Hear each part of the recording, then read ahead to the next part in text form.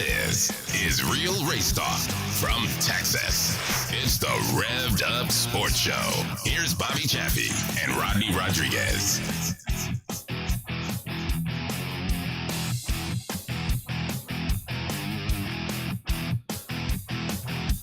Well, it's a different day, but it's the same show at the same time. Same and we're shit still show. live. That's right. The shit show rolls on.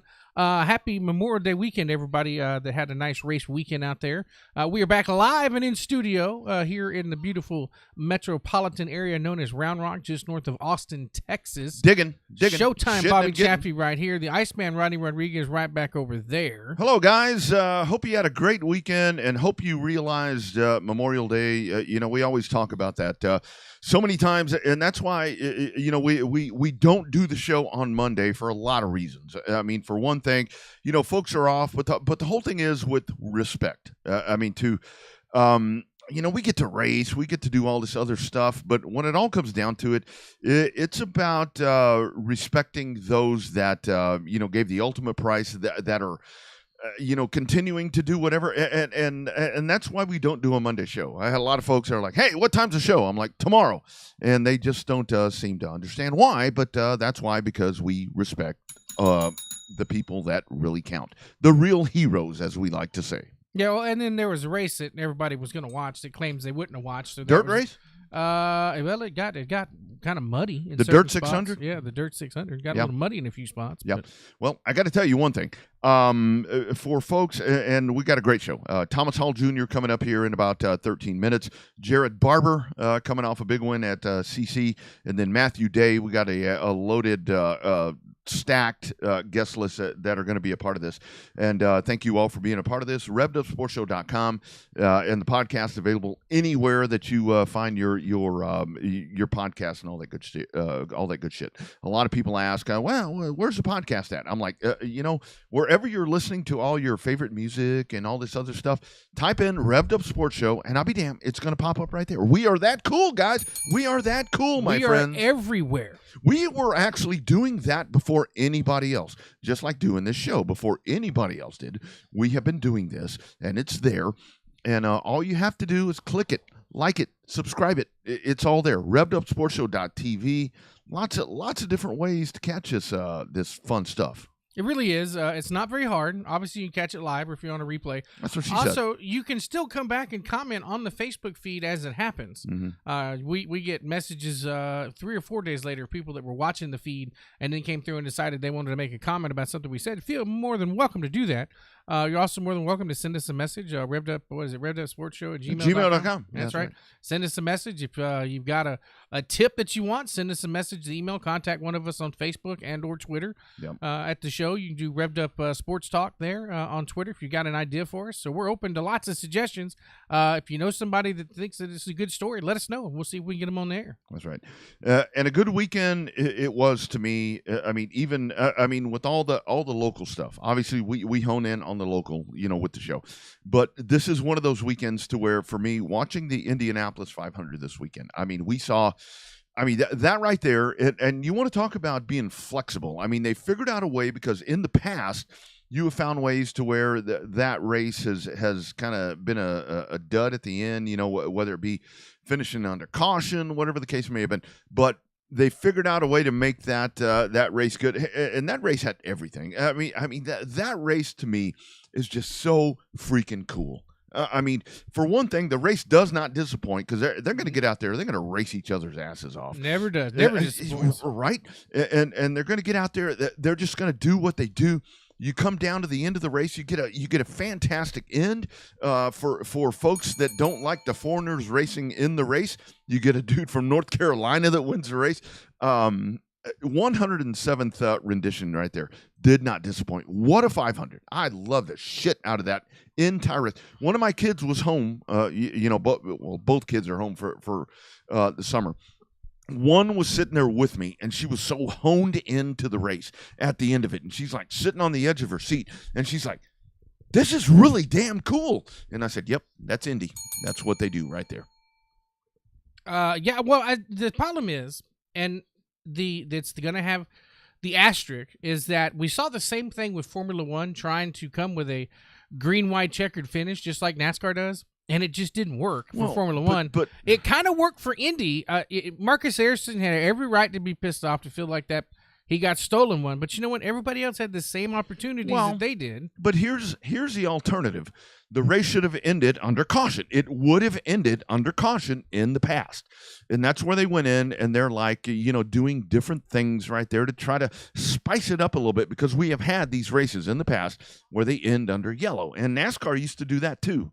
And they did something different. I kind of liked the last lap dash to the finish. I thought that was pretty ballsy right there when they get out and do that stuff. It's definitely different for sure. Yeah, it was. Hey, Caden Petty checking in. That lady right there, she's been on the show, and she's pretty cool. She's pretty cool, doing some good stuff right there. But from Southern Oklahoma to the Watchcast of the Revved Up Sports Show. How about that? From the booming metropolis of Red Rock, Texas. I know where that is. They got internet over there? I guess so. She's watching. They got something. But that right there, to see the end of the race and that they race this thing out, and it was there's only one Indy. And there's no other way to put it. That race did not disappoint. Monaco, it is what it is. I thought that'd be a little better. Well, the good part of that was you had the rain and all that. So that was one thing. The start was good. I thought the first couple of laps were decent. But after that, during the rain wasn't bad. But I mean, I got to tell you, a big part of me, and I think I just saw something right there where Rusty checking in. I thought Pato O'Ward was going to be the guy. I mean, I thought we had some San Antonio roots right there that were going to have somebody that was going to win that race that we could really attribute kind of the hometown feel to. But when it all came down to it, I mean, it wasn't meant to be. And it was just a damn good race. And seriously, dude, the whole thing for me, I was talking about this on a couple of different interviews I did during the week. The opening ceremonies, I mean, all of that right there, man, it makes you cry. It makes the hair on your arms stand up and your neck and all of that. That right there is just so unfucking believable what they do with that. It's like no other. Super Bowl, screw that. That right there is super cool. The three opening ceremonies that you have to watch in the world of motorsports is you have to watch the Indy 500. Yep. You have to watch the Daytona 500. And you have to watch the pre-race for the Coca-Cola 600. Those three will move the needle on your feelings and your emotion. It was kind of weird. So I watched the Indy 500 stuff on TV, and the way that the Cup race fell, I was coming back from Texana on that Monday afternoon, and I got to hear the opening ceremonies on Sirius XM for the Cup race. Yeah. And it's really weird how they do the exact same thing, but yet watching it gives you one sense of emotion, and just hearing it gives you a completely different set of emotions as you watch it. When it basically did the exact same things, and unfortunately, like, I forgot to play taps on Saturday. Yeah, I forgot, but it's okay. The race on Texas feed wasn't there, so nobody can go back and watch it. Had technical difficulties at the TDs. Technical difficulties at almost the perfect time, and I forgot to play taps. But they knew. Somebody covered for me. But this is where you go into this, as much as folks want to not like on the mainstream race series and NASCAR and whatever, but this is really where you go in and you see the things that these are the things that they do well. Seriously, I mean, the NASCAR thing, even yesterday, when you stop the race and with everything that happens right there, to me, that is so demonstrative to where you don't see that with the NFL. You don't see that with Major League Baseball. You don't see those things. When it comes to the things that are super important, even though that maybe NASCAR and IndyCar, Formula One, whoever, short track racing as well, even when it may be that you step on yourself every now and then, it's good to see that in times like that, when it's most important, that they rise to the occasion and realize the importance of that. I mean, for NASCAR, obviously the 600 and all that's very important for them. But the fact that you stop the race and you have the Warriors' names across those race cars, and you see it with the drivers. I mean, at Indy and at Charlotte, you see the emotion in their body language, in their face, with what they are doing right there, because they are supporting the real cause. And that makes me proud to be a race fan when I see that each and every Memorial Day weekend. Yeah, everyone doing it. It's just awesome, because I don't think that the closest you get to anything that NFL does that is if there's an actual Sunday, if Veterans Day is on a Sunday, right? Yeah. That's the closest you get to anything with the NFL like that. But it's really cool. The NASCAR embraces the whole, give back weekend, the Memorial Day weekend. It's one of the cool weekends. It is really, I think I posted something about it on Facebook, and something to the extent, and I'll just paraphrase myself, is that as a race fan, it was really damn cool to see everybody quit arguing about stupid shit and actually just enjoy being a race fan on the biggest race day of the year. With Monaco being what it is, Indy being what it is, and the Coke 600 being what it should have been had it not got rained out, it was great to see everybody just embrace it. It's like the Memorial Day Sunday is like a day that it just kicks ass to be a race fan, because you'll have a really good show at a short track on Saturday night. Then you go home, get up in the morning, and then you watch Monaco at 8, Indy at 10, and then the Coca-Cola 600 between 4 and 5 p.m. With the opening ceremony. So it's a cool weekend to be a big-time race fan. And, it's okay to enjoy it. That's fine. It's okay to sit down and enjoy it. And I think that the Indy 500 gets an extra set of eyeballs like it always does. Sure. I don't think the race disappointed. I think that it never does. I think that if I was TMS, I'd rather be the weekend after the Indy 500 than the weekend before it, because of the fact you get a lot of attention and eyeballs. There's going to be a lot of people watching Detroit because of the way that race ended, with coming straight out of the pits to the green flag, green and white at the same time. That was pretty cool. Yeah. Thomas Hall Jr. coming up, but in case you missed the breaking news, we didn't even get to that, did we? Yeah, the People's Champ is going to get a week off. Denny Hamlin checked to release from the care center. Denny, what happened there between you and Chase Elliott? I got right rear hooked in the middle straight away. Did you think there was any kind of retaliation there, or what was the deal? What led to that? Yeah, it's a tantrum, and he shouldn't be racing next week. Right rear hooks are absolutely unacceptable. I don't care. It's same thing Bubba Wallace did with Kyle Larson. The exact same. He shouldn't be racing. It's a tantrum. Thanks, Denny. Chase Elliott has been checked and released from the care center. Chase, what happened there between you and the 11? What led to what just happened? Yeah, I can't hear you, but the 11 ran us up in the fence there, and once you tear the right sides off these things, it's kind of over. So just I hate it. I thought our Napa Chevy was getting better. It was nice to be making some gains there again throughout the race. Our pit stops were really good, and we had some pretty good fortune to get up towards the front there. So it was just trying to get to mile 600 and have a shot. So unfortunately, failed to do that again. Yeah, of course. That's what happened. Yeah. Don't these drivers are getting pissed off at this SMT data? I totally get it. That's the whole thing right there. And that's, that stuff happens. Is this, a great penalty. Everybody that wants to bitch at NASCAR, they're staying consistent. You wanted to throw Bubba Wallace out of the place because of what he did. He hooked him. He hooked him just like Chase did. Maybe. Does Denny not get as pissed off if Bubba Wallace didn't get suspended? No. I don't know. Yeah.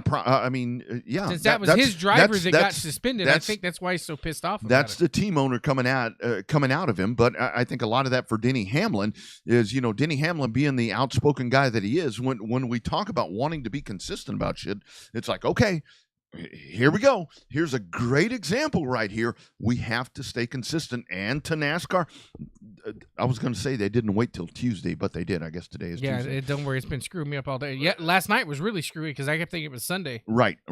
But, it's the right thing to do. It's totally the right thing to do. And the whole thing is, you just don't do that. And I still see people talking about, well, why are you throwing him out? Well, because you threw the other guy out.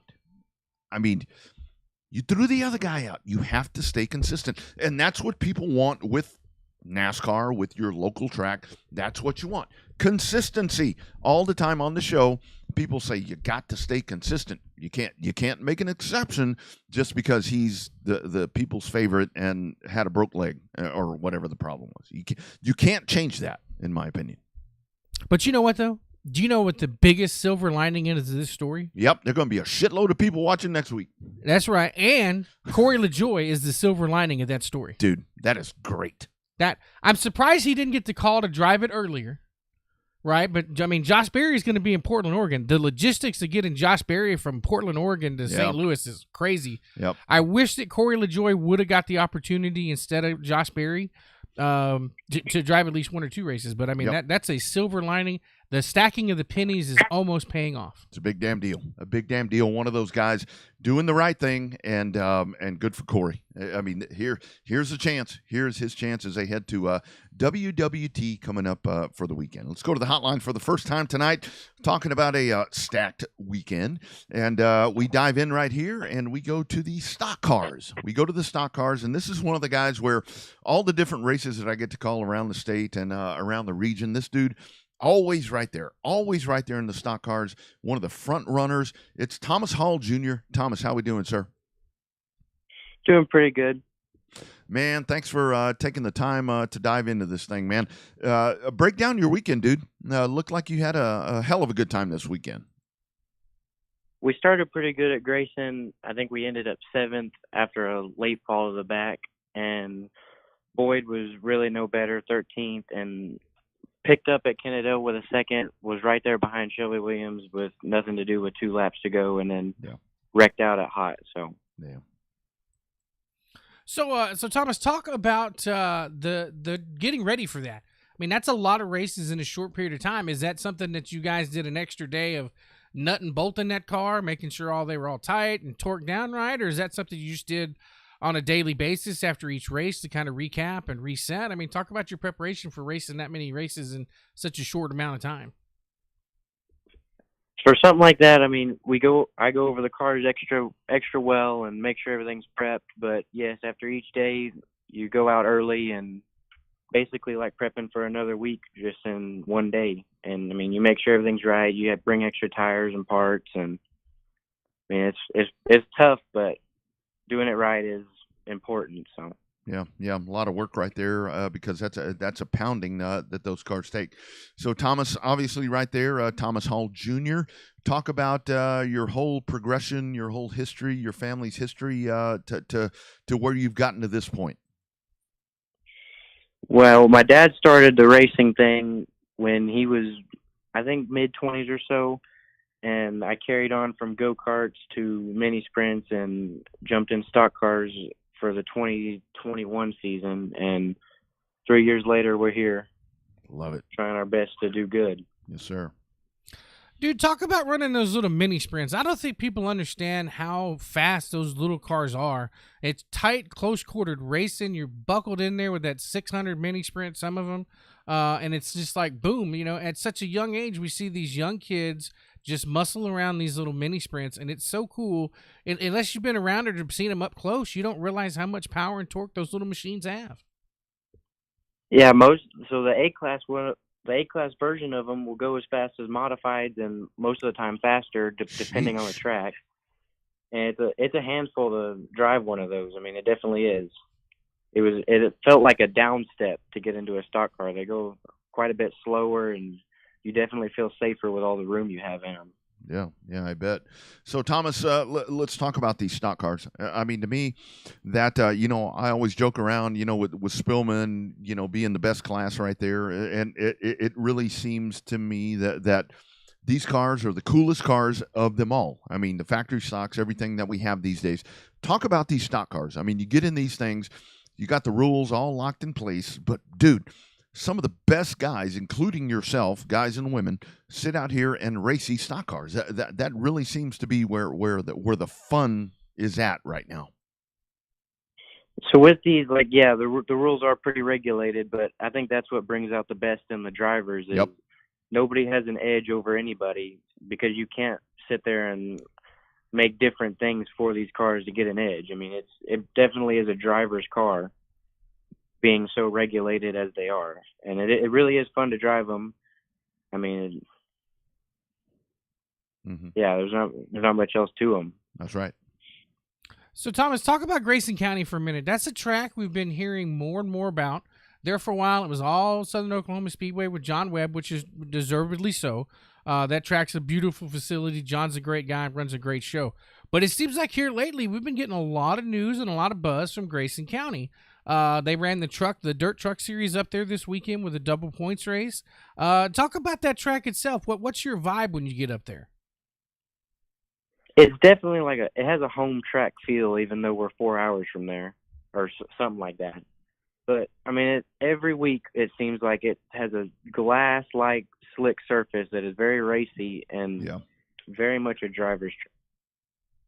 Not very often do you go. I mean, this past weekend with the tour, it was 2 lanes and very fun to drive on. It was a really racy night, and I mean, everybody's nice, everybody's respectful. It's a fun track. I mean, it really is. I think people sleep on it a lot. yeah, no doubt. And Thomas, how cool is it? I mean, being part of that, kind of what you're talking about right there, and talking to that with these race cars, you can take them wherever you want to go. I mean, if you want to go across the country, whatever you want to do, across the state, in between regions. Isn't that the coolest part? That you can take these race cars and you go out and you know that you're going to be in a level playing field and racing some of the best in the country in these IMCA stock cars.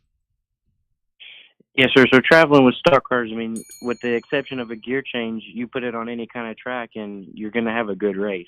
Yep. We could go out here in some of these plowed cornfields and throw sliders at each other all day. I mean, that's right. They're really fun cars, and I mean, you go anywhere with them. I love that. It's a really good analogy. That's a great analogy. That's a really good analogy. That's a damn good analogy. So what's up? So we're slinging cornfield. So what's the closest track to that? I mean, is that something that you would prefer, an all worn out racetrack, or you like the big wide tracks? I mean, are you more of a if it's 2 grooves, I got to root you out of the way just to get to the front because that's what I got to do, or are you more of a big fan of I'll go 4 wide if I have to? I like a racy track. I mean, it doesn't matter if it's mixed, tacky, dry, cornfield, rutted up. I mean, I like a racy track where we can race side by side clean all day. I mean, I really don't like a 1-lane track because that's not the kind of driver I am.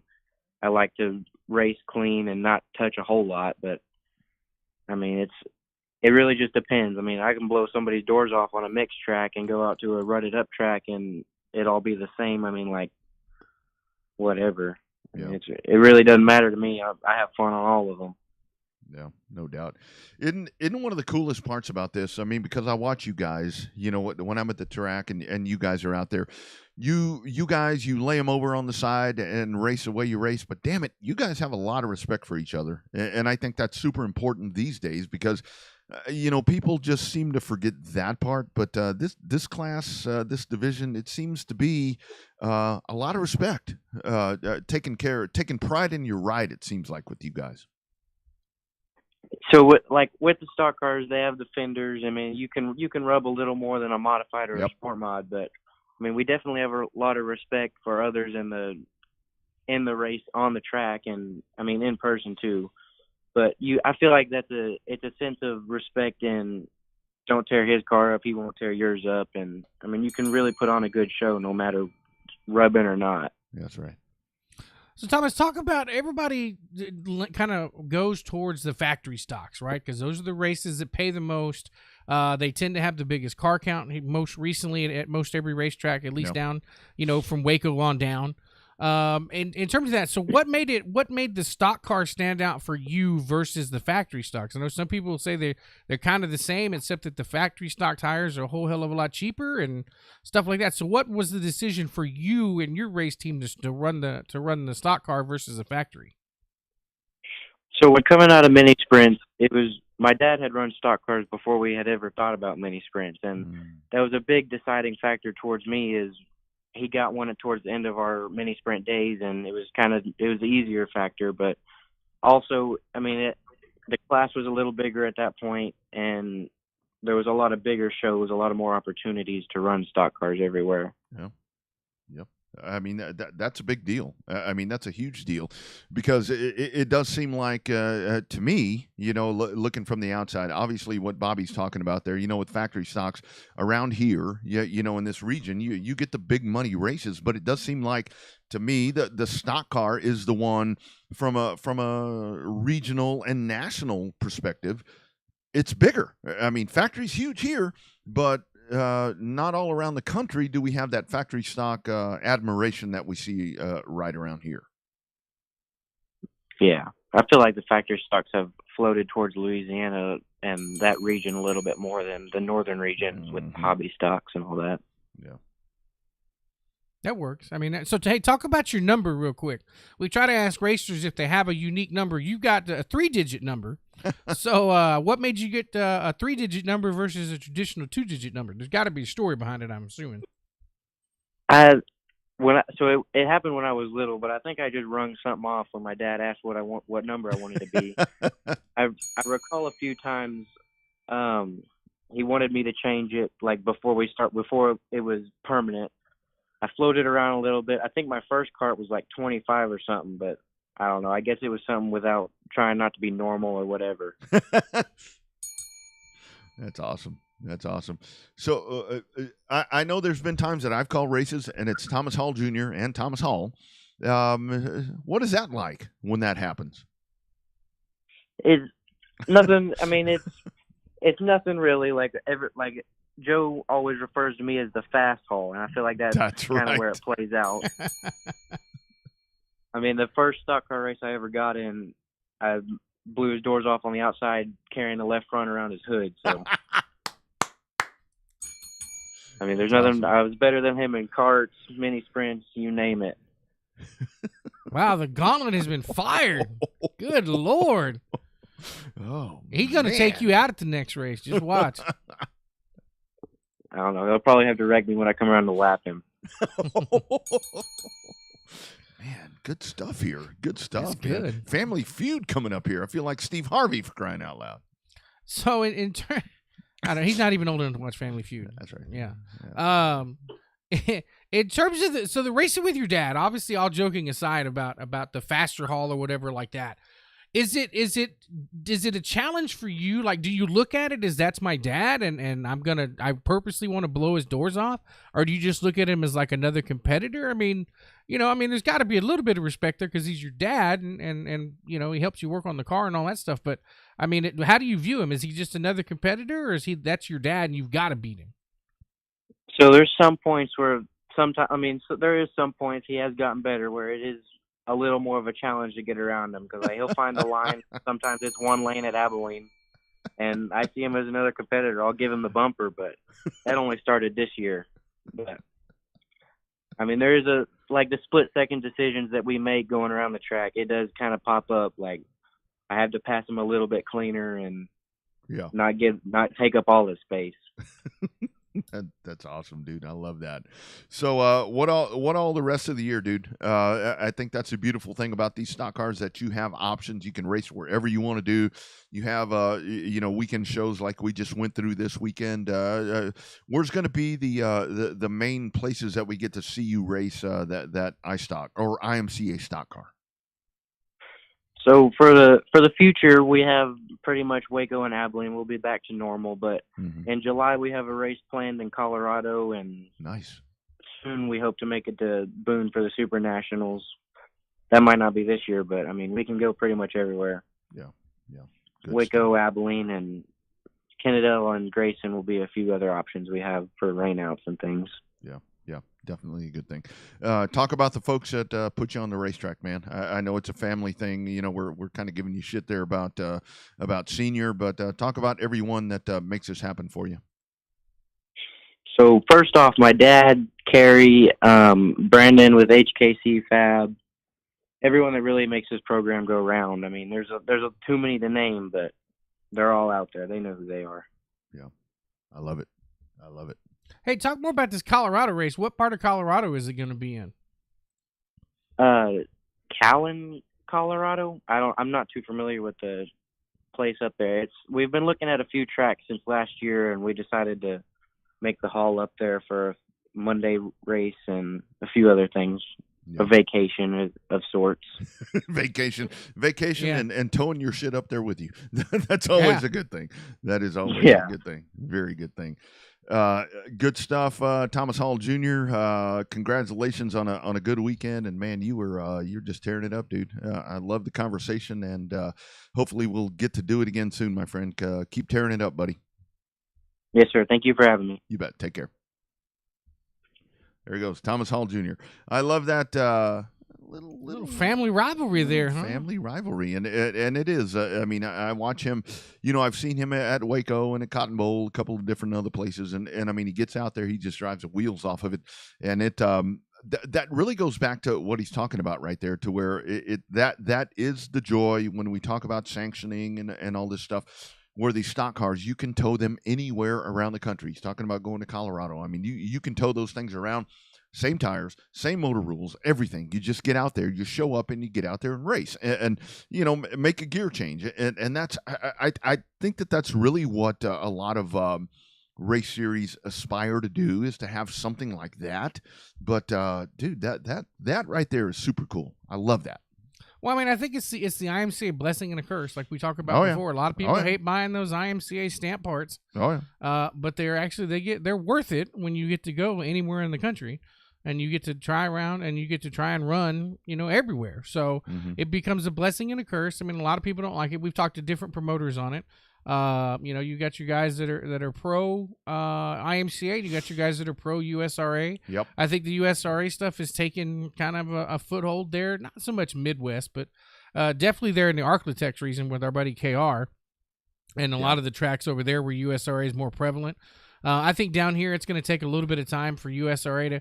They had the USRA factory stock rules there for a little bit, and then they kind of just fell off, and it went to being an unsanctioned type of factory stock. So we'll see, especially the way this stuff's working around here, with the way that some of this stuff works out with car count and different things like that. Well, I think a lot of that, Bobby, is something that we can kind of attribute to what we do on the pavement side. I mean, with the Southern Super Series, ASA, and all that, and with Ricky with the SRL and all that, you've got the two different ones that are both vying for the business. I mean, you want to have all the cars, you want to have all the teams or whatever to be a part of what you're doing, and you try to do everything that you can to materialize your car count and bring in and get people to want to do whatever you're doing.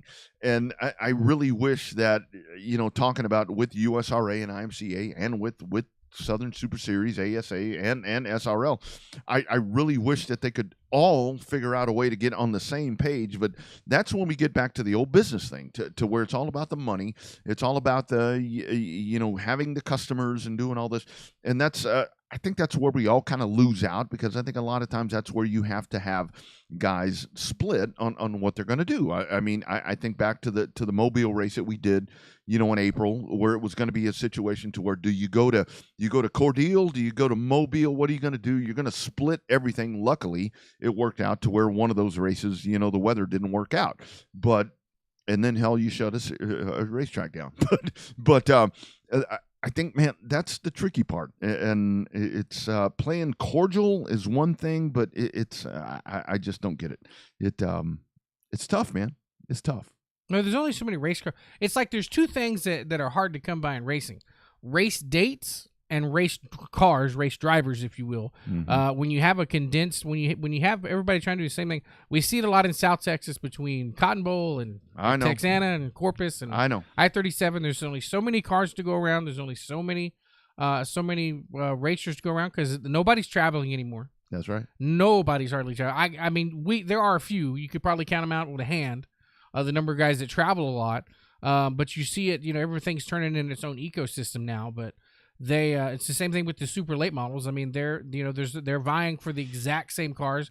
A little different driver set when you work up the Midwest with some of the old Jegs All-Star Tours and stuff like that with some of those drivers. But around the Southeast, it was hard. When you're running at Cordele, you got them split right down the middle. The Super Southern Series guys are going to chase those points, and then your SRL guys are going to try to chase those points. Instead of having a good field of 32 cars, you got 16 and 16, and the people are going to follow the superstars, and the superstars are like, I don't know what to do. I don't know whether to chase the money or chase the points. Yeah, and this is where I mean, I do want to touch on. I mean, the one thing that I find consistent here is going back to Mary Ann's track. I mean, the Cotton Bowl. I mean, looking at her car counts. I mean, it's something that I wrote down over the weekend. I mean, they continue to amaze me with the car count that they get, and they do a lot of things right.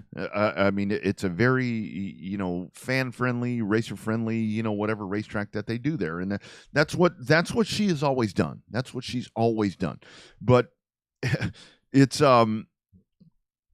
Yeah, but getting done at 1 o'clock in the morning don't help that show. No, that ain't worth the shit. No, that ain't worth the too shit. late. And that's their one downfall is their shows run way too long. Well, and I know that they were doing a lot of things, for the fans and all that. And that's where I was I had a question of the day, or question of the Revved Up question of the day, and it was going to be, until the Chase Elliott thing came up, it was going to be, I mean, what do you do with downtime?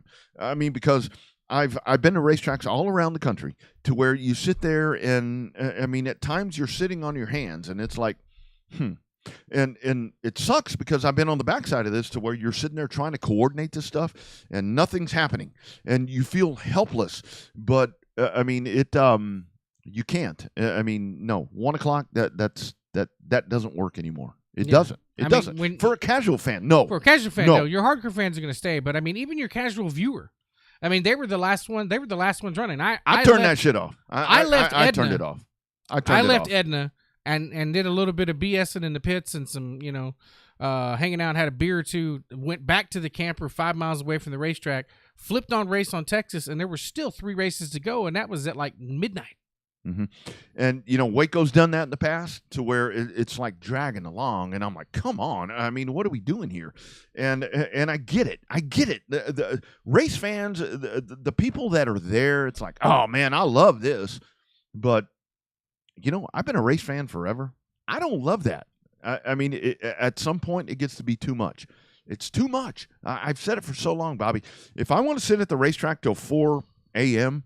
on my own accord, I'll do it. But I don't want to be waiting for races to do that. I want to be out there in the parking lot doing whatever the hell we do out there. Racing needs to end at a reasonable time. Midnight at the latest. At the latest. Maybe on a Saturday. Maybe we're just spoiled by some of these Owen Pittman shows. Maybe we're just start old. At 7 and end at 10:15, 10 o'clock. Yeah, and the whole thing is, I mean, I get the fan experience, I get all of that, but the whole thing is, I mean, to do things, I mean, to sit here and this is, we'll take Cotton Bowl out of this. I mean, to sit there and do all of these things for the fans, where it's just sitting there dragging on and on. There's all this dead time. And I'm including the pavement tracks too, because they do it as that's probably where it all started. I mean, you sit there and it's like, oh my God, come on, what are we doing here? I mean, it's like, what's next? Now what? Well, I think it's different nowadays though, because the what is the word I'm looking for? The scope of entertainment, the dollar for value, the thought of the what the hell am I trying to say? What they call it in radio is TSL, time spent listening, and I think that really attributes to this. To racing when it comes to time spent watching, time spent attention span is the word I'm looking for. And it's, dude, it's like this. It's this long. It used to be okay to have a 15-minute intermission back in the day because you ran your heat races in a timely manner. Mm-hmm. You had 15 minutes of heat. The intermission was not so the cars could get rebuilt, not so the cars could get refueled. The intermission was there to sell concessions. That's right. That's it. Send people down. I mean, that's why when I'm doing the the races at a racetrack, when they hit an intermission, I'm like, okay, here's your time. Go down, pause for the cause, do whatever the hell you have to do. That's what you do at that point. And to me, that's what happens right there. And I don't know, dude. It's kind of a lost art to me, it seems like. Yeah, it definitely seems like it depends on the racetrack, but a lot of times it's just it kills the momentum of a show that can be really good. Yeah. All right, back to the hotline. I think we're shifting around a little bit. Nothing like the joy of live programming here. Going to the hotline once again. Now we're going to talk to another great weekend combatant right here. Joining us once again, our man Matthew Day. How we doing, buddy? Oh, doing all right. Just finishing up a little work on the car after a long weekend. How are y'all? My man, you're sitting there working on your car after winning all weekend. Why the hell you do this stuff, dude? Well, I mean, I guess I'm addicted to racing and I enjoy fixing stuff, so they kind of play hand in hand. No doubt. Yeah, it does seem strange when you win all weekend, right? I mean, I guess the old saying is it is one in the shop, and we get that. But, I mean, after winning, can't you take a day off or something before you start throwing shocks and springs at that damn thing? Well, you see, that was Monday. We already done had our day off, so we're getting back to it. We went for about 5 days straight. About 3 of them days, I was on the road, and I didn't feel like I was doing quite what I wanted to. So we're doing everything a little extra this week, trying to make sure she's back 100%. Yeah, no doubt. So talk about the weekend for you. I mean, you know, we're talking about shootouts and all this different stuff. I mean, Memorial Day weekend, that affords you guys a lot of different opportunities to get out there and race in different places. Talk about everything that you went through this past weekend. Oh, man, I love the All-Star Shootout every year. I mean, my birthday is actually tomorrow, so this shootout always kind of lands around my birthday, and we've had pretty good luck throughout the years with it. I mean, last year it was my first year. We were still a little early in the season with the mod, so I didn't have the results we had like with the sport model or this year. I mean, with the All-Star Shootouts always treated us pretty well, so I enjoy hitting it. And we always race at most of these tracks throughout the year, so I feel like we have a little bit of an upper hand when it comes to these guys that maybe don't have time to run all these tracks like we do. So I like going out of town and hitting some of these tracks throughout the year. And when this show comes around, we get to hit them all. And most of the time I've been there by now, so I kind of have an idea what we're going with and what to go with. No doubt. So, Matthew, you hit us at a pretty good time frame when they're talking about a discussion. Now, we were talking about we're not talking about we're not trying to throw out any specific track or throw any specific track under the bus. But in terms of downtime at a racetrack, now, is that something for you? Do you use that as whether it's an intermission that runs long, whether it's power wheel races, juice box races, bicycle races, or just sitting around doing nothing for 30 minutes to sell extra hot dogs? Is that downtime for you, or do you use that to work on the car? I mean, how after doing this as long as you have, what is your take on that? I mean, at the end of the day, I mean, we're really catering towards the fans to a degree, and we're also trying to do it in a timely manner. I know a lot of these Friday night tracks that a reason I know a lot of people don't go racing on Friday night is because a lot of these tracks are getting done at 2, 3 o'clock, or that's by the time you get home, you're home at 2, 3 o'clock, and a lot of people, more people's favorite tracks, I would have to say, are probably their Saturday night tracks where they get to spend a little time, and they want to go race on Friday to get faster. But it's like when you go out there, it's hard to go get out there, then get back home and be able to be prepped for Saturday night. It's just not a lot of these shows ran slow, but some of them are definitely ran faster than others, and it hurts them. I mean, like sometimes you got tracks out there, you've all watched them that are running. We're out here at caution laps. Everything's cleared up, but we're pacing for an extra 5 laps, and I feel like that's not needed. I mean, it ain't helping anyone. It's burning more fuel, more time. The fans aren't having anything to be entertained by, so I don't think it's helping anybody really by doing that other than slowing everything down. Yeah, no, great point. Great point. And thank you for saying it. So Matthew, your thoughts on the year? I mean, just with the competition, the guys and ladies that you're racing against, always a stacked division with you guys out there. Your thoughts to this point? I mean, I think you guys are just killing it with the division that you're in right now. Yeah, we started out last year with good equipment, and we started out this year with good equipment. I try to over prep everything. I might not be the fastest at all times, but I hate going to a track, and I'll be dang if I get out prepped. I mean, I like being prepared, and I like not having to rush around. I mean, we definitely do this as a hobby, but I like showing up and acting like we're professionals doing it and having everything done and ready. I don't like all the drama, and you'll hardly ever see me in it because it's not for me. I like doing everything right and making it look right. Yep. So does having all that prep time make you overthink a lot of things? As I know, if I have way too much prep time, I overthink it and screw it up. When they had the light issue last night, it definitely came into play Sunday at Waco when the lights went out. I think I went and looked at the track a good 3-4 times before I finally set the car where I wanted it, and that was probably about 5 minutes before I lined up. Mm-hmm. Yeah, no doubt. I mean, things like that. I mean, that's stuff that you absolutely cannot get around. Yeah, they give us the extra time. I'm dang sure going to use it. Sometimes it hurts me. Sometimes it helps. Yep. That's it's just the way it falls sometimes. That's right. That's right. Matthew, talk about. I mean, when you show up at the racetrack, I mean, when you see that car, your car, when you're there, you know that's going to be a guy that's going to be at the front of the pack. Talk about some of those other guys when you show up and you see whoever it may be, and you can feel free to name them, or if you don't want to, talk about the guys that when you get to the racetrack and you see them there, you know it's going to be one hell of a show for you.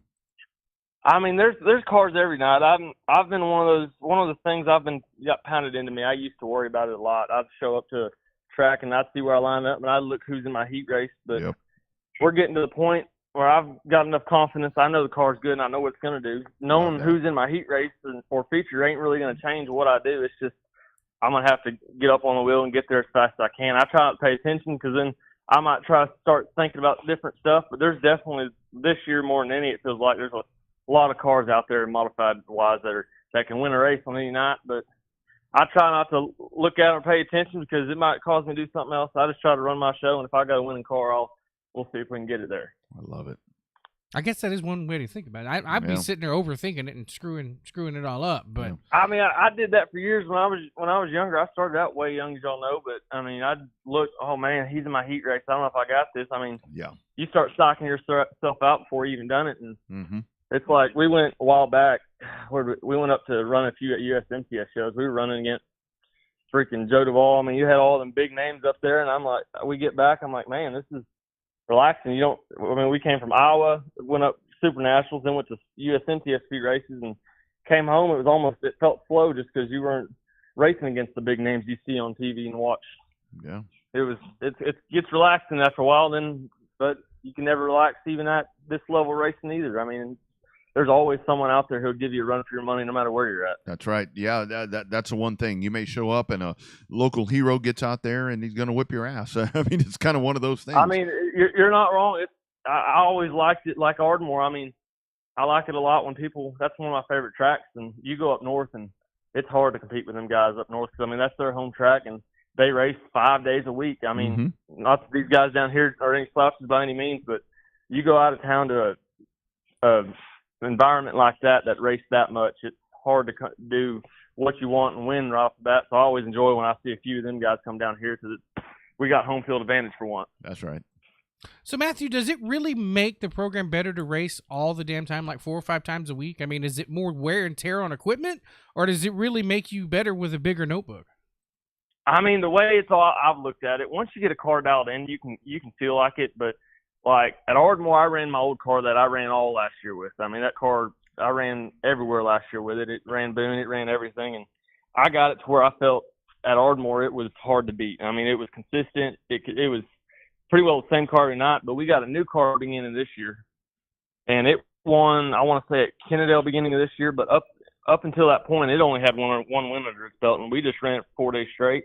Damn. And I'm thinking it might be faster than the old car now. I mean, it's running straight is hard on stuff for sure, but if you got the time to do it, it's definitely worth doing it because I don't know what it is. You learn so much, it seems like, running back to back because you don't have that memory loss from 5-6 days ago. Man, I wonder what I did here. I mean, you can write stuff down, but it's hard to remember the feel of the car you had for 6 days straight. But when it's yesterday, you're like, man, I like the way it did that there, but we need to make it do here a little different. I mean, you're definitely expanding the notebook bigger and bigger, which helps, but I don't know.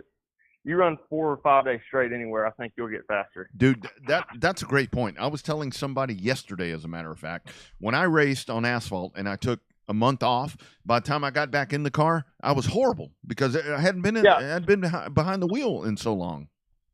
I mean, I feel like you watched me from Monday or whenever we started, Wednesday to Sunday, and I even feel like I'm a completely different driver on that Sunday night. I mean, I've always been aggressive to a degree, wanted to shoot through the field because, I mean, I've been running points for years. So coming from the back of the field's been a normal now. But, I mean, I don't think I've ever come out the gate swinging that hard like we did at Waco. I mean, we were sliding with the best of them. I think we probably threw, I don't know, 10, 15 sliders back and forth at each other. And it was, I mean, I don't know if I've ever had the confidence level or the car or the drive to do that for that straight. I mean, I don't know if either one of us really made a mistake. I mean, we were going at it, though. Yeah, no, it's good stuff. So, what all are you going to do this year? I mean, it's one thing you have plenty of places to go race, but what are going to be the milestone races coming up for you as we get into the summer, towards the end of the year, and this shit never stops. I mean, that's the whole thing. But what's on the calendar? Stops. Yeah. So I'm out. I got out for college. I think it was May 11th. So I'm out for the summer. So my dad's rule has always been, if I keep all A's and keep up with school, I don't have to worry about the racing being an issue. Damn. And I'm fortunate enough to do that. So, I mean, I ain't got to worry about it. All I got to do is keep my car up and have Dad help me every once in a while when I need it and when we're going over stuff, trying to think of new stuff. But other than that, I try to keep this car. This is my car, so I'm majority of the time the only one touching it to a degree. But if I ever need any help, he's right there to help me too. So it's not like it's all me. Yeah. I got plenty of other help here. Yeah. It's just I like doing my thing, and I kind of like knowing what I got. If I touch every corner, I know what I got. And if I have anybody else do it, sure, my dad's great at probably better than I am at everything, but it's nothing like putting your own hands on your stuff. Hey, so remind us all, I mean, because it's so important. We always tell folks, with the young racers, it's like, education, all of that. I mean, racing is great, but education. What are you doing? Where are you going? What all are you working on there, man? Because that's so. I just got out. Cool. I just currently got out of college. I'm transferring to UT Arlington in the fall for a structural engineer. Nice. But I mean, I've always heard people, let's race all you can, but you can race all you want, and you might not make it somewhere big. So you got to be able to put it on yourself once you get to the point where that's the choice. So that's what I'm trying to do, get to where I can do it myself and not have to rely on anybody else anymore. Isn't that the funny thing? I get a lot of folks that tell me it's like that race announcing and that the radio shows and all that. Man, that must be a great money maker. I'm like, no, it makes no money. I have a real career. It's so important to be ready, for real life in case at some point this doesn't work out. Yes, sir. It's always at the end of the day, what I'm doing right now is a hobby. I mean, we may be dang good at it, but that's right. Right now, it's a hobby. So what we're doing is playing with our free time and doing as much as we can. But we definitely plan on hitting some big stuff this summer. I mean, I'm going to try to get out of college the first week up, go up to Super Nationals. Whether that happens or not, I don't know. But it sure will be the plan for me to do it. But we're going to hit Harris Clash and all them big IMCA shows. But I plan on getting way faster because we plan on headed to Iowa sometime this summer and go race with the big boys. They're probably some of the best in the IMCA right now is up north, and they always have been. I mean, they're great down here, but when you're running against Tim Ward and all of them guys, that about 15 of them can win a feature instead of 10, or it's just different up there. I don't know. The atmosphere is different. It's just it's wild. I get it. So are you nervous about going to UTA or what? I mean, transferring over there, I mean, that's a big school with lots of pretty women. You mean you're going to be okay over there? Well, heck, I plan on trying to live there half the time. If that, the more time I can spend on this car is what I'm trying to do. But I don't know. I've never been in that situation yet and never really cared for the partying or any of that. All I've cared about is getting home and getting this car ready, and that if they want to come out there, that's all they can, but if not, it don't make me a dang difference. I'll be out here racing all I can. Take them to the shop, put those pretty girls to work. That's what you. That's if I could find me a tire slave, I drastically need one. I'm tired of doing all this. There you go, right there. Open auditions coming up at UTA for you. We'll set the tire demon out and the tire groover out, and let's see who can make the best pattern off the bat. I think you should. That's good stuff. Put it on TikTok. That'll make it real popular. That's right. Even better, dude. Hey, dude, we ought to do something like that. Just set the demon out there and be like, you get $5 free if you can groove tire right. Let's do it right here. Revved Up and Matthew Day. We're getting after it, dude. Keep killing it, dude. Good luck on the education and doing all that stuff. You've got the right frame of mind. That's what it's all about. Looking forward to seeing you a little bit later on during the summer, dude. Proud of what you're doing. I appreciate it, sir. Y'all have a good night. You bet, man. Take care. You bet. There he goes. How about that? that may be the way to go right there, Matthew Day, youngster. One way to get him hooked, huh? I got to tell you, and he is really so good at what he does. I mean, they get out there, they race, and it's Oh man, and again that goes back to I know a lot of and Jared Barber's coming up. We had him slotted here. He's coming up here in just a couple of minutes, but I think that's so important right there to where you get a guy like Matthew. He's got everything in perspective of what he's going to be doing, and I love how he's balls to the wall right there about working on that race car, keeping the grades up and all that, and I think that's super cool. Super cool. I like that. And I guess I'd have kept the grades higher if I had a race car dangling in front of me, right? Well, I mean, one of those. Yeah, I mean, yeah. that. I tell you, it's really cool with that, and I think we need to, you kids that get out there, so many of the youngsters that we talk to on the program, it really is all about. I mean, the main thing is keep the grades in mind. I mean, because that's what's important. I mean, the racing's always going to be there. You're always going to be able to do that, but keep that front and center. That's right. When you're out that's there. That's what cost Bubba Nauman his inaugural Charger Series championship, because he didn't get a good grade in the class, and H parked his ass for a week, and he lost the championship by like 10 points that year. That's right. That's exactly right. Revved Up Sports Show coming up. We are going to the Corpus area, talking to one of the cool dudes. Jared Barber is coming up as we continue rolling on here with hashtag Real Race Talk. Don't forget, you guys join the Revved Up Fantasy League right there. Still time. Never Still too time. late. Never too late. Everybody is going to be a factor in that. If anything, just jump in and have a good time. Stick around. Barber's coming up. Hashtag Real Race Talk.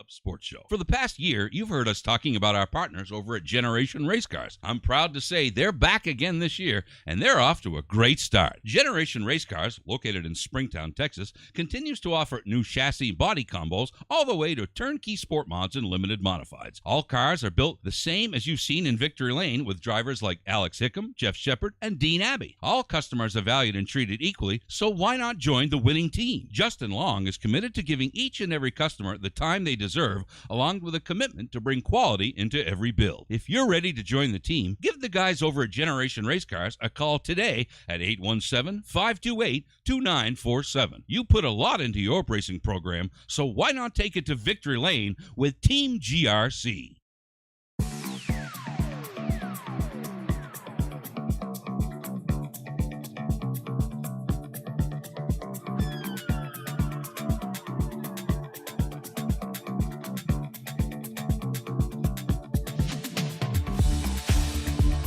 Back indeed on a special Tuesday night edition live of the Revved Up Sports Show. A good conversation here with Matthew Day. He's always energetic, man. He brings the heat. I'll tell you. And he's pretty passionate about that race car he's got over there. He's picking that. Man, he should be picking that over in front of the girls. Man, he's gonna have a rough time. There's some pretty ladies up at UT Arlington. Well, I'll tell you what, and the whole thing is, I mean, he shows up and just that whole class, I mean, to get out there and watch those guys, like he was talking about, that race he was talking about at Waco, to watch them get out there and do what they do, put those cars up on the bars and do what they do, that is really where you appreciate the competition that we get to see. And these guys, I mean, they hammer down. Yeah, it's so funny all the time people talk about, I want to hammer down racetrack. To me, a lot of the racetracks that I see where these guys are racing, it's always a hammer down racetrack. I don't give a shit if it's dry slick or tacky or whatever. These guys just go after it. And that's the beauty of what we get to see weekly at the weekly racetracks. Yeah, I mean, and I think that you're onto something there when you're talking about hammer down. Everybody's version of hammer down's just a little different. Yeah. But yeah. I mean, at the same time, though, I mean, everybody's out there trying to do the same thing. It because you're especially we've seen it. You see it more on dirt track and stuff than you do with the pavement stuff. Oh yeah. When somebody hits it on the dirt track, they are gone or they're lights out from the back to the front. Yeah. So it becomes a challenge that way for them to be able to hammer down, if you will. So yeah, we'll talk to somebody with more expertise on a dirt hammering down than me, though. Yeah, the dirt tracks are always hammer down. I don't give a damn what you do. I mean, to watch these guys do what they do, and guys and ladies. I mean, there are so many talented folks all across. he was talking right there about going up north and all that. And again, it's just like with pavement racing. I mean, when you look at all this, the more that I study pavement racing, the badasses are up north. I mean, I know we got the Bubba Pollards and all these guys around here, but or not here, but on the south side, But man, you go up north, that's where you get after it. Yeah, it takes some large testicles to run that fast at Slinger, too, in a super late model. That's right. To the hotline we go for the final time tonight, and here we go. We're coming back south, and racing families, we love them. I always say Corpus Christi, all of that spot right there is the capital of racing in the great state of Texas. Here we go, second-generation racer, punching the ticket at the race ranch, parking it in Victory Lane in the Southern Sport Mods, Limited Modifieds, whatever the hell you want to call them, our man, Jared Barber. Jared, how we doing, brother? I'm doing good. How are y'all? Doing well, man. Doing well. So, how is it, dude? I mean, you've run you've run trucks, you've done all this stuff, but taking care of business like that on Saturday night, beating J.J. Jennings, that guy's happens to be pretty good over there in Corpus. Taking care of business like that, how cool was that for you? That was very cool. JJ's a top-notch guy. He's been racing forever. The competition in that class is, no joke. There's lots of guys racing with 20, 30 plus years of experience. So getting to win was very cool for me. No doubt. So, dude, you're flip-flopping cars all the time, whether you're running a pure stock, a street stock, a modified, a truck. How much do you have to change your driving style to fit? I guess I should phrase it another way. Do you change your driving style to fit each car, or do you change each car to fit your driving style? I would say the latter. I probably that's one of the struggles I had with the sport mod was getting the setup to match my driving style. But the street stock and the truck, they drive pretty similar. Yeah. So it was just getting the sport mod to match my driving style. Yeah. So Jared, let's talk about this. I mean, to us, it's always such a family thing and family centric, like I like to talk about on this show. Break it all down for us. I mean, your dad, hell, your sister. I mean, it's you've got everybody in the family that gets out there and races or has raced this. Give us a family tree here for the racing barbers there for you guys. Yeah. So my dad started racing at CC Speedway in the mid-'80s, and he raced for a long time. He did 99% of his racing on asphalt. Yeah. He ran a couple of dirt races here and there. And then when I was about 10 years old, Owen Pittman, he put a go-kart track in the middle of the Corpus track. Mm-hmm. And my dad got me a kart, and I started racing karts. Did that for a couple of years, and then jumped into a bomber when I was 12. And just been racing since then. And a few years later, my sister got into it, and she's been racing and enjoying it. And it's a big family deal. Love it.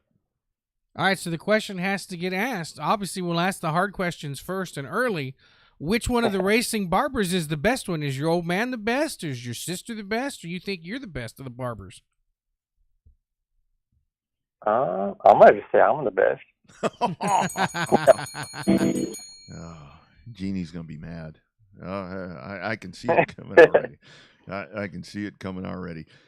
Jared, I do want to ask you about one of the racing the trucks and all that. I mean, with everything that they've done, the folks there, putting that together, that's something different. I know when asphalt racing kind of fell off the map around here. They had a good idea to do that, and you got out there to race the trucks. Talk about that series. I mean, I think to me, I think it's a great concept. I wish that it would get more legs around here. But talk about that. I love what they're doing with that series. Yeah, so it's a traveling series, which I like. I ran in the South Texas Street Stock Shootout. It's been 6 or 7 years ago, but that was a traveling series, and I had a lot of fun with that. And the street stock deal kind of died off, and the truck series started, and there's a lot of similarities between them. The trucks, they're not quite a street stock, but they're pretty similar. Yeah. And the truck series, we get to travel around all the tracks in Texas, and they've got a good set of rules. It's probably one of the most economical classes you can get in. You know, you can find a old asphalt truck laying around somewhere and pick it up cheap and put your crate motor in it, and you know, we run asphalt pull-off tires, which are cheap also. Mm-hmm. So you're not going to find a much more economical class to race in. Mm. They've got. I like that. Yeah. Slowly been building up the car count. I think we had 17 or 18 last year, and they've got a couple of new guys this season, so we should be hitting 20 pretty quick. So which one do you prefer? Do you have one that you like over the other? I mean, you've had success. You won a race this year down at Edna in the truck. Obviously, you picked up the big win in the modified this past weekend, and who knows when the street stock's going to go back into victory lane. But, I mean, which one do you prefer? Do you have one that you prefer, or you just like, it's a race car, I'm racing the damn thing? I mean, I like anything that I can drive with 4 wheels. Yeah, no doubt. No doubt about that. So I do want to ask you, let's talk about, I mean, because one of the things that we always talk about here is Corpus. I mean, everything down there. Your thoughts, kind of a general thought for you, because we always talk about, you know, with Texana, with I-37 and Marianne's track and all of that. There's a lot to choose from right now, it seems like, for you guys. What all do you factor in when you decide where you're going to go race? Because there's lots of different options for you guys, and they're all great, but man, sometimes it's a lot on that menu. Yeah, we've got quite a few options to choose from. Here lately, we've been trying to make as many of the truck races as we can, and then in between the truck races, you know, we try and support our local track here in Corpus, and then if we got an off week, we go and, you know, we hit a race in Edna, or we travel up to Cotton Bowl. So that's kind of how we've been doing it lately. Love it. How far is it from Cotton Bowl to Corpus? What, 4 hours? Pulling the trailer, it's about 3.5, 4 hours. Yeah. You're seeing more and more Corpus guys come up to Cotton Bowl a lot. I mean, obviously it's always dedication when you're coming that far, but man, that's a hell of a haul to race that big old 3/8 mile. Yes, sir. But they got a super nice facility up there, so it's always a pleasure going up there and racing. Yeah. Jarrett, is there one of these tracks you prefer? I mean, just kind of thinking about your driving style. You know, I know it all depends on what you're driving.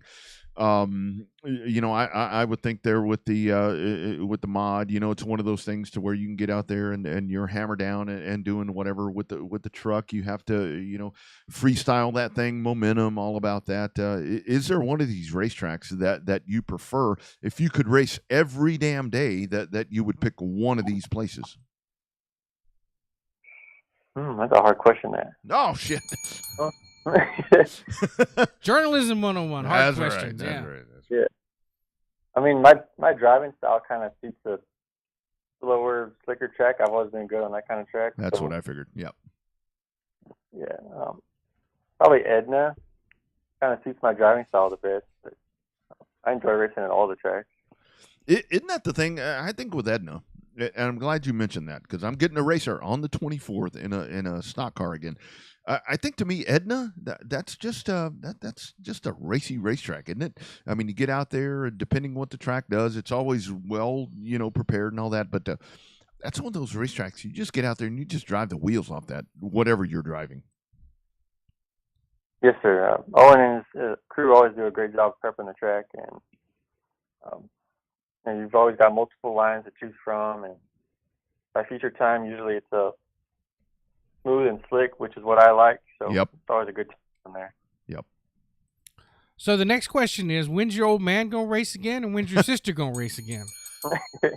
I think your dad is coming to whip my ass on June the 24th in Edna, according to your sister, I think.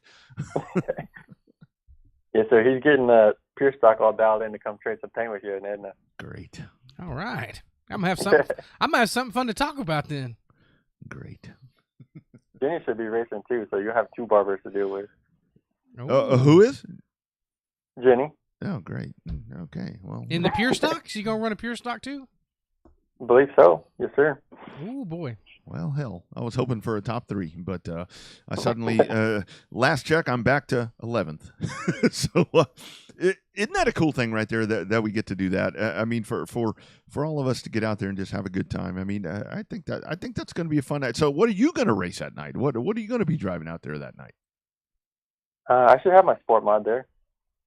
Sweet. See, Bobby, it's going to be a busy night for me. It's going to be on top of that tower. That's going to be a lot to talk about. That's right. Plus, with all the other South Texas racing legends that are going to be there to be honored and stuff. That I don't know how that's going to work, but that'll come together, I'm sure. Maybe that night I'll be Rodney Barber. How about that? Sounds good to me. Good stuff, Jared. So how cool was that for you to punch a ticket and win that race? They're kind of in the home area to win that and win that over JJ. I mean, like you talked about. I mean, that's one of the dudes that's done it for a long time. That had to have been pretty damn gratifying for you. Yes, sir. And that was actually my first win in the sport mod. That's right. Yep. Getting to do it at my home track and beating a seasoned guy like JJ, it just made it that much better. Yeah. So what else are you doing this year? You going to do the truck thing? You going to continue with the limited modifieds? What else is on the horizon for you? We've got 6 or 7 more races on the schedule for the truck, I believe, and then in between I'll be racing the sport mods, Corpus and Edna, and probably hit Cotton Bowl a few times. Love it. Hey, Jared, I do want to ask you because I know we were talking to Matthew Day right there. He was talking about going to school and doing this and further in education and all that. I know that you have done that as well. How as a young guy, to the youngsters listening to the show that will catch us on podcast and everything, how important is that for you to get out there? Because I know you've done that. I mean, get that education done and be ready for the next phase of life. I mean, it's probably one of the most important things that you're going to do. Get an education where you can get you a good job and make some money. So, racing's not cheap. So, having a good job where you can afford to go racing's a big deal. Yeah, that's exactly right. Way to go this weekend, dude. Look forward to seeing you guys in Edna, and tell your dad and your sister that I'm going to kick their ass. But or they'll probably kick mine. But that's okay. But way to go this weekend, dude. I got money that says Jeannie kicks both your asses. I know Jeannie's going to whip my Chuck's ass. and yours. Yeah. And Lawrence and all of us. And yeah, Howard. Yeah, probably so. But thanks for checking in, my man. Appreciate the time and keep doing it, dude. All right, pleasure talking to y'all. You bet. Take care. There he goes, Jared Barber, and that's another dude right there. Like he talks about. I mean, I think that's an A&M graduate, if I'm not mistaken. Oh, yeah. How about that?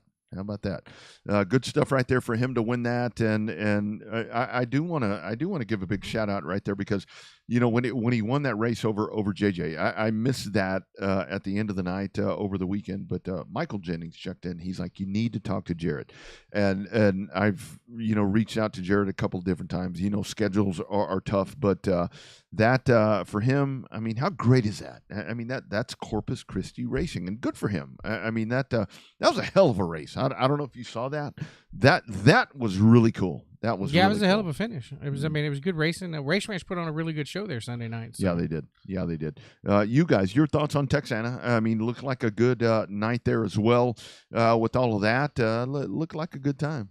Pretty good car count there. Lots of good racing action. Had the Southern United Sprints cars there. Put on a really good show. Our man Rod Craddock actually won for the first time in Edna in like 6 or 7 years, so he was really happy about it. That dry slick track was ripping up right rear tires left and right, so it was pretty insane to see those tires. But a big congrats to all the winners, especially to our good buddy Shannon Maurer, who put on a hell of a celebration there. Yep. There when he went, and he said something on Saturday night that resonated through Sunday and Monday.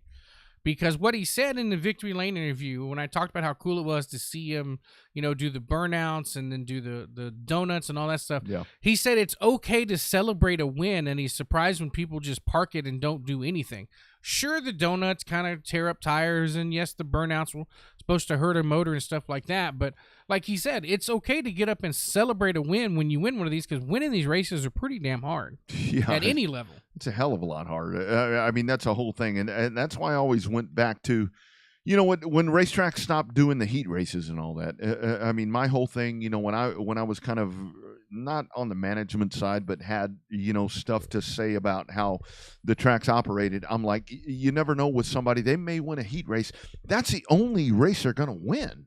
I mean, let them carry the flag. I mean, to me, that's a big deal. And that's why I think it's a trophy dash was a big deal back in the day. Right. Especially a Longhorn, 4 cars, 4 laps. Exactly. You know, I mean, to win a race these days is a big damn deal. And I think it's so important. And to see the emotion, I was watching Mara there with that one. I thought that was so cool and really good thing. So, all right. So if you missed it, and you're a NASCAR fan, Chase Elliott's been thrown out. I love that. We can say Chase Elliott's been thrown out. That's pretty cool. Never thought that happened. But here's why. Chase Elliott, I got right rear hooked in the middle straight away. Did you think there was any kind of retaliation there, or what was the deal? What led to that? Yeah, it's a tantrum, and he shouldn't be racing next week. Right rear hooks are absolutely unacceptable. I don't care. It's same thing Bubba Wallace did with Kyle Larson. The exact same. He shouldn't be racing. It's a tantrum. Thanks, Eddie. Chase Elliott has been checked and released from the care center. Chase, what happened there between you and the 11? What led to what just happened? Yeah, I can't hear you, but the 11 ran us up in the fence there, and once you tear the right sides off these things, it's kind of over. So just I hate it. I thought our Napa Chevy was getting better. It was nice to be making some gains there again throughout the race. Our pit stops were really good. And we had some pretty good fortune to get up towards the front there. So it was just trying to get to mile 600 and have a shot. So unfortunately failed to do that again. Yeah, Danny said there was some retaliation there. Was there any retaliation on your part? Like I say, once you hit the wall in these things, you can't drive them anymore. So, unfortunately, just an unfortunate circumstance. Unfortunately, not. Yeah. It's one of those things, and I know a lot of folks are beating up on NASCAR, but they're staying consistent with what they did prior, and I'm taking the whole thing out about who it may have been. I mean, whoever it may have been, they did that. They made that call once before, and I still say Hamlin's not making as big a pinch about this if his driver didn't get parked for doing it. Well, but it was a hell of a lot more obvious when Bubba Wallace did it. Well, the other thing, Bobby, you sent me the data. Yeah, the SMT data. I sent you the text. As soon as that got released, I was like, oh, shit, he's gone. He's out. That is the whole difference right there to where now, I mean, things could happen and you never knew. You know, it's like, okay, only 2 people know what happened or 1 person knows what happened. But now they can look in there and see how that wheel turned and all of that. And now that's the difference. And he parked him. And it, and back to Bubba. I mean, I got to say, I have never met, well, I met him in passing, Eric Almirola. But if you piss him off, you've done something. And did you hear Bubba Wallace's thing talking about Eric Almirola being two-faced? Two-faced. That's why nobody likes his ass. Yeah. It's his attitude. It's not anything else. It's his attitude. That make people dislike him. You can take everything out of the picture, but it's always that smug attitude that he has right there. And we can, and let's take Bubba out of the picture. And this is where we go back to talking about young drivers. I mean, you have to behave yourself. I mean, but Bubba Wallace, when they stick this thing in his face, you're like, okay, here we go. He's going to say something because it can be the look on his face, always disgusted. He's always, and this has nothing to do with white or black. I don't give a damn who it is. You put that mic in his face, and it's always like you're putting him out of his way to do this, and it's always somebody else's fault. And there's a lot of other drivers like this. I mean, more on the short track side. I see this on the super late model racing side so much. so much to where it's like you want to be a top flight race car driver, but you don't want to do the work. You don't want to do the work, and that's where I think with Bubba with that deal, it for Eric Almirola to be pissed off. That's a lot. Yeah. Tony Stewart said it best. That's my driver, and I don't think I've ever seen him that pissed off to push somebody. Yeah, I mean, that dude right there. A no bird policy, apparently, is how that works. No, and again, that's apparently what happened right there. Under caution, flipping the bird right there at him, and that's a whole thing. And that's where I go back to you guys at the local tracks. You guys want to get out there and flip the bird and do all this other stuff, you better be prepared because somebody's going to walk up to you and want to hold you accountable, and you don't want to be. He's been doing that a lot here lately, flipping the bird on Bubba Wallace. Bubba gets pushed, and he's like, oh, hey. Well, you weren't. That damn security guy was in the middle of it again. How the hell did he find that? I think that guy's name is Ben, I think is what they said. I don't know. That guy's in the middle of everything. Well, I mean, I don't know. And this is not anything. I would say this if it was anybody else. You got to be better. You got to represent your sponsors. I mean, your team. I mean, I don't know. At some point, it's embarrassing. And look, I am a supporter of Bubba Wallace. The dude is great. I mean, I have said for a long time, people don't like him now, but they loved him when he raced on the dirt and raced on the pavement and all this. But there's a pattern here. There's a pattern right here, and the pattern of the problem is him. And when it comes to this right here, when you piss that guy off, when you piss Almirola off, it would only have been worse if he pisses off Michael McDowell next. You need to throw him out. Yeah, that's what Ty Gibbs is for. Yeah, I mean that's the hottest I've ever seen. Michael McDowell was at the All-Star race against Ty Gibbs. Yeah. There's something there that needs to be fixed, and I know that Toyota and 2311 and all of that. This is where we go back to what we've been talking about. With education and all the stuff with the young drivers throughout the night. This is where you got to reel this dude in and get him on the right page because Ty Gibbs is the best example of how he. Still I see him and I'm like, what a punk. But he ain't being a punk. He had a really good run going for the 600. Yeah, how about that 900 miles? Yeah. Him and Justin Haley. Justin Haley did, he was one lap behind, so he did 898.5 miles yesterday. Yeah. On Monday. Yeah. No. That's rough. Yeah. That's a lot. Keep it online. Before we get out of here, big thanks, Rogers Dabbs Chevrolet, your GM Performance Parts, all of that in Brandon, Mississippi. Talking about crate motors and all that, the 602s, the 604s, best price in the country, including shipping. You see that picture right there? That's stuff that they have in the warehouse. They can get them to you right away. Ryan Polk, 601-824-5457. Use that hashtag. Actually, the hashtag Dirty Air is going to be the one that may get you a little bit of a break right there. Scan that QR code and get your GM Performance engine from our man Ryan Polk at Rogers Dabbs Chevrolet, and they will hook you up with everything you need for your dirt track racing, your pavement racing, all of that good stuff. Man, good show. Talking to the kiddos tonight. Good stuff. Not so much kiddos.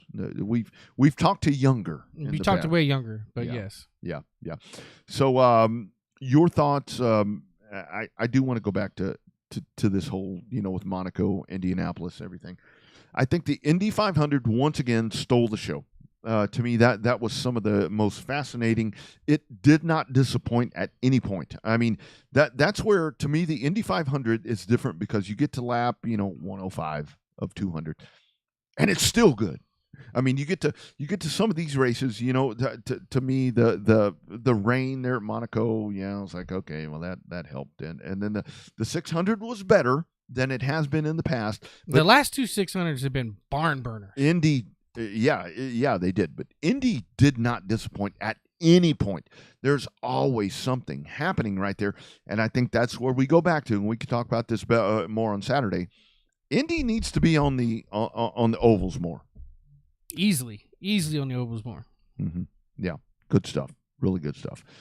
And how about that? Joseph Newgarden. That was a hell of a pass. Mm-hmm. Mm-hmm. Hell of a pass. And hell of a celebration, too. It's okay to celebrate a win. What'd you think of the end? I appreciate the effort to try to finish the Indy 500 under a green flag, because was it last year or the year before it ended under yellow? Yep. And the racing community lost their ever-loving mind because it should have a green flag finish and all of that, whether it's 500 miles. They tried to make sure that it had a green flag finish, and people still lost their mind because they went from pit road to 1 to go. And, I mean, NASCAR, for all the stuff that NASCAR does wrong, I think that we've seen when Formula One tried it and Indy tried it, they have the best formula for a green flag to ensure a green flag finish in motorsports. Who does? NASCAR. Yeah. Well, I do like what they did right there, because it's like, okay, here we go. Boom. It's done. I thought that was good, because the race should not end under caution, even though that's a rule. and that's the funny thing where people lose their mind. It's like the race shouldn't end under caution. Well, that's actually the rule. So they tried, but I don't know. I liked it. I mean, the Coca-Cola 600 last year ran 620 miles because of multiple attempts at a green, white, checker finish. Nobody complained that it was 620 miles because the ending was a barn burner, and they were crashing and tearing shit up, and it was a last lap pass. We've talked about it before on this show. A last lap pass can make the most boring-ass race memorable for all the wrong reasons. Well, and I think what was really cool there about the end of the Indy, of the 500, they obviously tell the teams, here's the way it's going to end. They raced it out. They didn't tear anything up. They raced it back.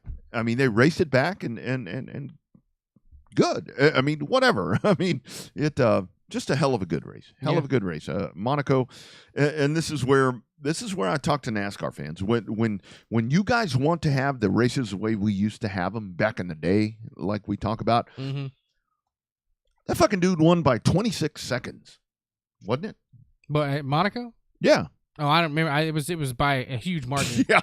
At that point, I was cooking breakfast and drinking another mimosa. Yeah, it's like, I mean, okay, there's that. I mean, we're in a better spot, and it was great. I mean, I gotta say, Bobby, before we hit the sounder here, I know tradition is what it is, but I kind of liked having the 600 on Monday. It turned out to be really good. Yeah. It's like I don't want to disrupt everything that happens here, but that wasn't bad. Yeah, it wasn't a bad idea having it on Monday. Yeah. Now the doubleheader with the Xfinity, that was a bit much, but yeah. Great program. Thomas Hall Jr., Jared Barber, Matthew Day, young guys. Yeah, up and comers, most of them. That's right. We are back at it next week. Enjoy your week, short week. Enjoy your race weekend coming up. Keep messaging us. Let us know where you're going to be this weekend. Cool stuff coming up. By the way, don't forget, guys, June 24th, I am back behind the wheel. I'm going to beat Howard Willis, and I'm going to beat Lawrence McLachek. Anything's possible. And the Barbers. Jeannie, you guys are in trouble. I'm coming for you guys. Chuck. Bring the heat, baby. June 24th at Texana. He's Bobby. I'm Rodney. We're out of here. #Real Race Talk. You guys have a great week.